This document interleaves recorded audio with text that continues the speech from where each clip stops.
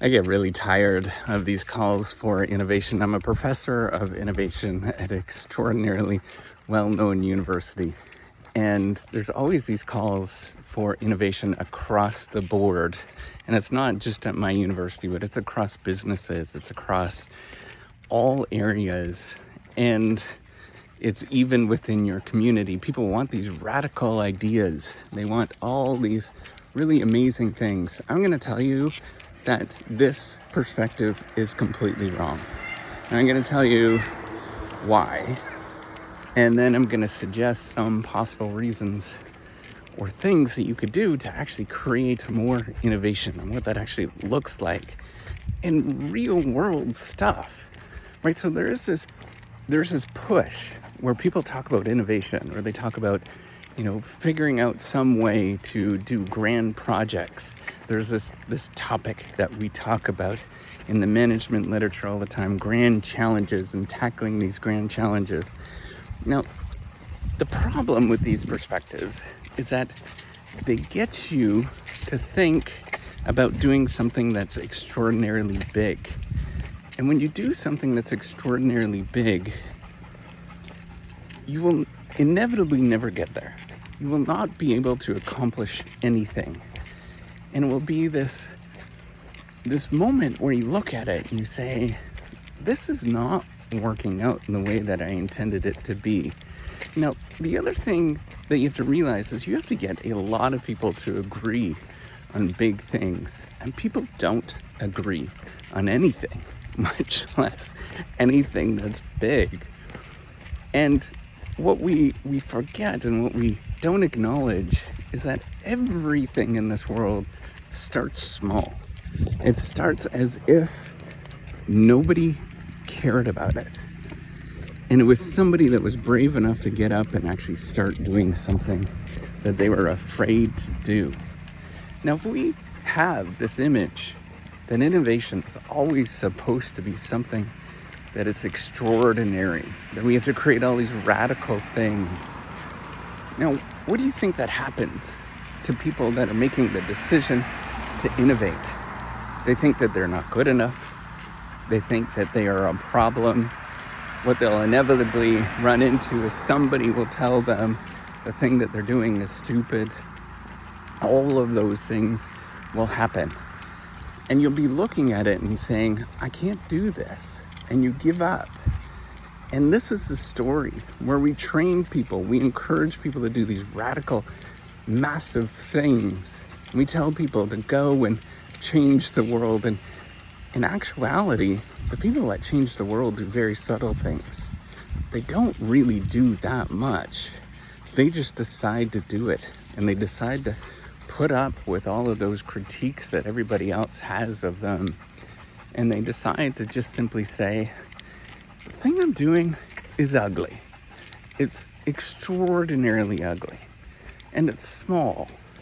And it's tiny. And nobody ever suspects it. But I'm going to do it anyways. I'm going to get up and I'm going to try.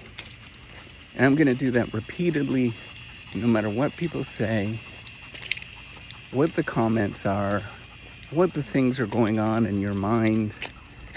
And I'm going to have the courage to repeatedly do it.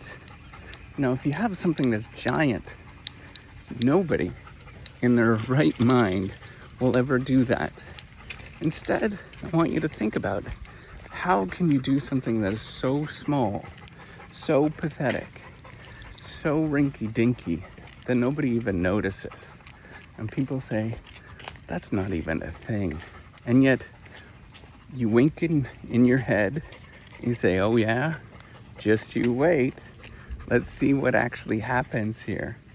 Let's actually turn this into something where you're absolutely honest about everything that is going on, and you turn it into something that people are proud about.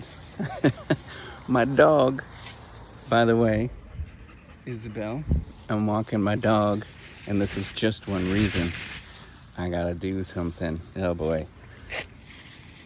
Now, if I took myself seriously and I said I was going to build this massive platform where I was going to democratize the production of research. And that was the start of what I was going to do. I would never do this. I would never tell you my story. You would never see that I've got 2 dogs that are here. And you wouldn't know why I'm actually doing this.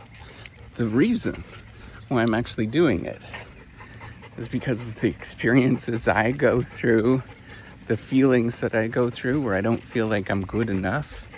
Nobody takes me seriously. That's okay. I know what the innovation journey is all about. I'm very well aware of it, of being a professor, that I'm supposed to do something else, whatever that thing is in my career. That's supposed to be, I'm supposed to be writing all the time, 24/7, not doing anything else. But I've learned that that's not how you do these things. If I was to do that, and that's how this all started, with creating the reciprocity platform. I walked into my department chair's office and I said, I need some copy editing work done. They said, no, we don't have money. Fair enough, I understand. But then I also said, I can do this. I can build this. And I set out to build a platform.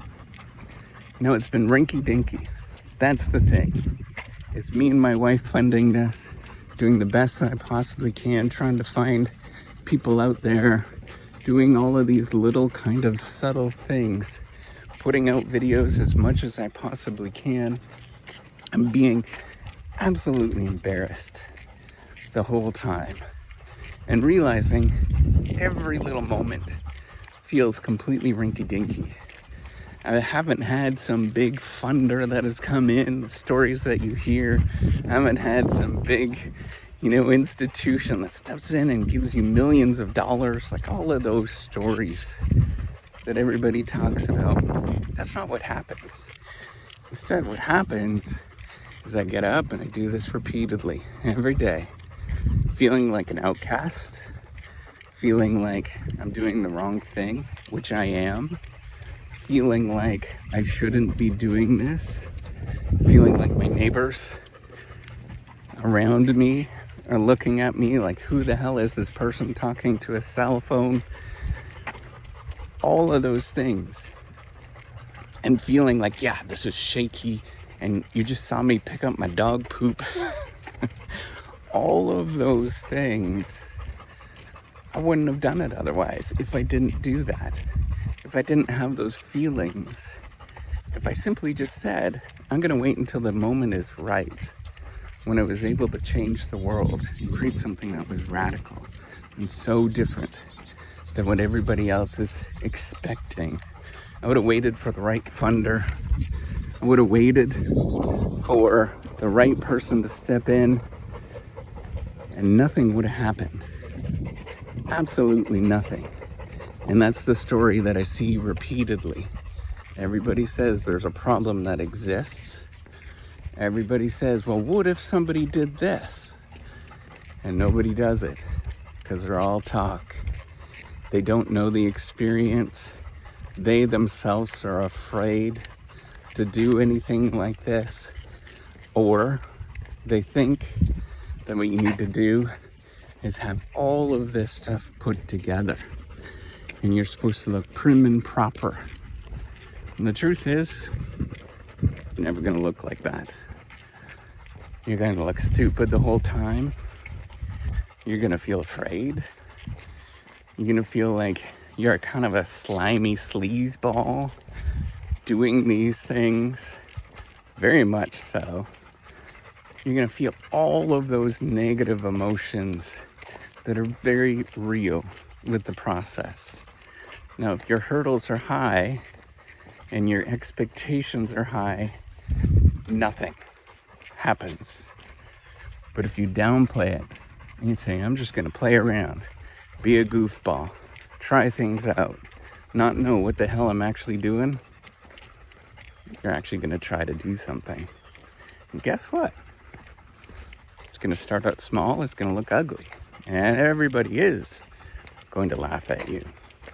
And everybody is gonna say, what the hell are you doing?